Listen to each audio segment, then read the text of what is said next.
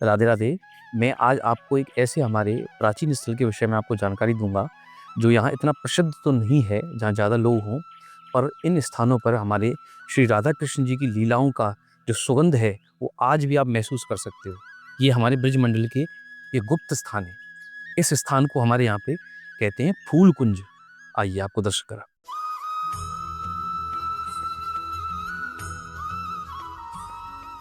कुंज जो शब्द है आप बहुत बार सुनते रहे होंगे।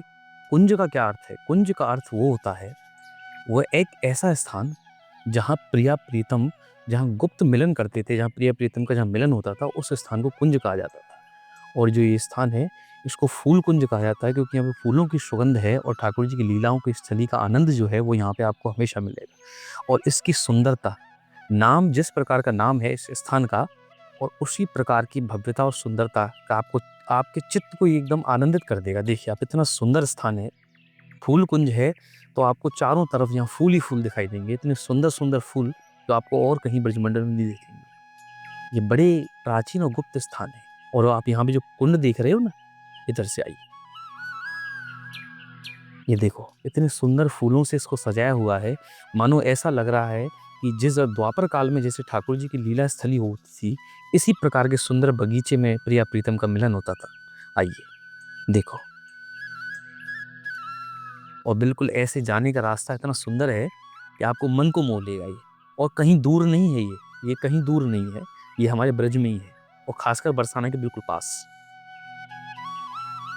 अब देखो यहाँ सामने ये कुंड भी है। ये कुंड है, इसको बिछुआ कुंड कहा जाता है।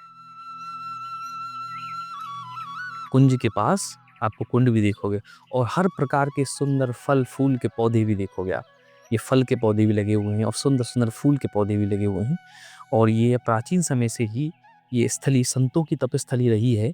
यहाँ संतों का निवास स्थान रहा, बहुत संत यहाँ पे रहे।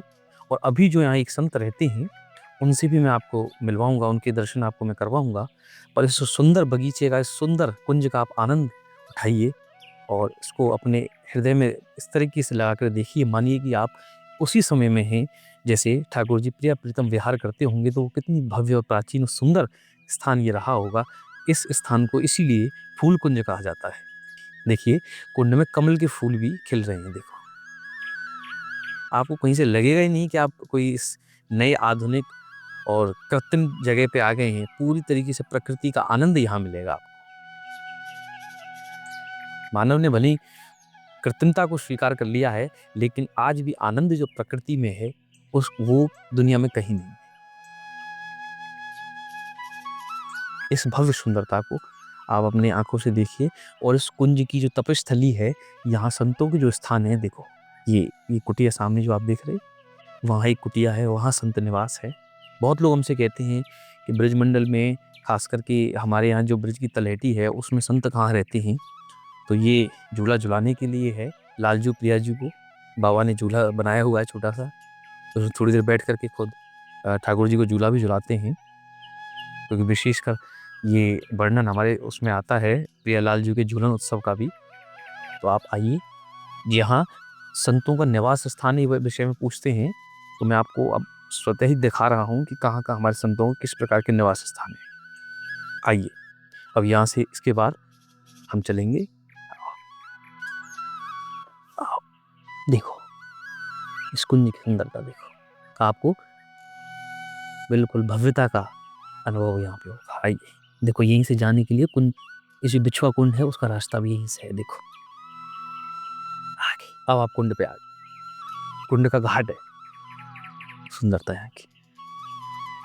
और इसमें अभी सर्दी है, कुछ समय बाद इसमें बड़े सुंदर सुंदर कमल के फूल पुष्प आपको खिलते हुए दिखाई देंगे। पूरा ये बिछुआ कुंड को कमल कुंड बना दिया गया है। देखो आइए, और अब मैं आपको यहाँ जो इस सुंदरता को बनाया हुआ है जिन्होंने, और इस सुंदरता को सहेजे हुए हैं, उन संत के आपको दर्शन कराऊंगा। तो इतनी मेहनत करके उन्होंने इस स्थान की सुंदरता को बनाए रखा है। और वो एक ऐसे स्थान पे रहते हैं।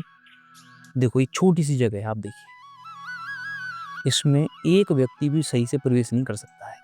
अगर वो चाहें तो एक बहुत बड़ी व्यवस्था यहाँ पे बना लेंगे, लेकिन उनका जो वो है कि ना कोई बिजली है इसमें, ना कोई वैसी व्यवस्थाएँ हैं। इस छोटी-सी गुफ़ा रूपी अंदर, इसके 10-15-20 फीट नीचे, इसके अंदर जाना भी असंभव है हमारे लिए, तो उसमें रहती हूँ। आओ मैं दर्शन कराऊँ उनके और उनसे बात करते हैं। देखो, जय हो, राधे श्याम। देखो अंदर है बाबा। और इसमें सबसे पहली बात तो यही है कि यहाँ लाइट भी नहीं है। अब ये गुफ़ा है उनकी रहने की बाबा की, यहाँ कोई लाइट भी नहीं है। जय हो। मुझे कैसे आएँगे और कैसे जाएँगे वो वही जाने। राधे।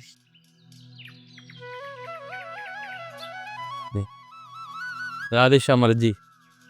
मर्जी है गुफा में आपको हमें रहने को, ये तो बहुत सुंदर प्राकृतिक स्थान है। कब से रह रहे हो आप यहाँ महाराज? हमें 5 साल हो गया। 5 साल से यहीं से रह रहे हो? गुफा 5 साल हो। जी, गुफा में मर्जी को 5 साल हो गए। और मर्जी एक बात मैं कहना चाहूँगा, बहुत सुंदर एक बात, तो पहले तो आपने ये स्थान बहुत सुंदर बना रखा है। आपने इतनी मेहनत करी है और इसको फूल कुंज को वाकई में फूल कुंज ही रहने दिया है। बहुत बहुत धन्यवाद। और आपको कैसे ये मन में विचार आया हो कि ऐसे सुंदर फूल यहाँ में लगाई जाए?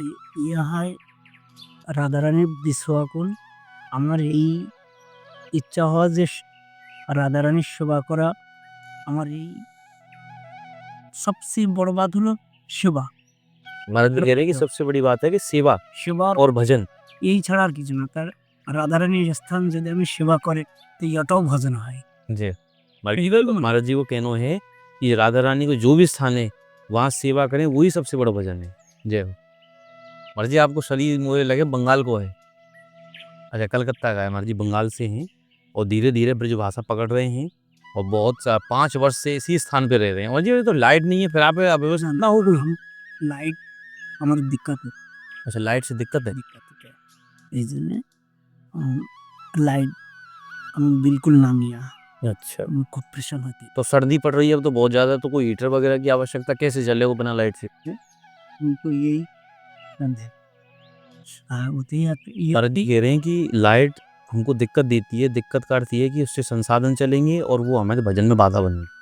तो इन बिना इन चीज़ों के उपकरण के रहना चाहते हैं वो। कितनी सुंदर बात है। हमारे ब्रज में ऐसी भी आपको त्यागी संत भी मिलेंगे जो वाकई में त्याग करते हैं। बहुत सुंदर बात कही है कि भजन करते हैं कुटिया में बैठकर और बाकी सारा समय फूल और पुष्प और सरोवर की सेवा में लगाते हैं। तो कहते हैं जीवन का सिर्फ 2 ही उद्देश्य है मेरे, भजन और सेवा। बहुत सुंदर महाराज जी, बहुत आनंद आया आपसे मिल करके। महाराज जी मैं अंदर बैठ के भजन करने को, ये आपने बनाया हो या पहले से हतो ही? ना ये सब निज हाथे बनाया। निज हाथों से, अपने हाथों से बनाया? माटी था যখন बारिश से पानी अंदर गया আমার ভজনের ডিস্টার্ব হওয়া 2 মাইনা। জি।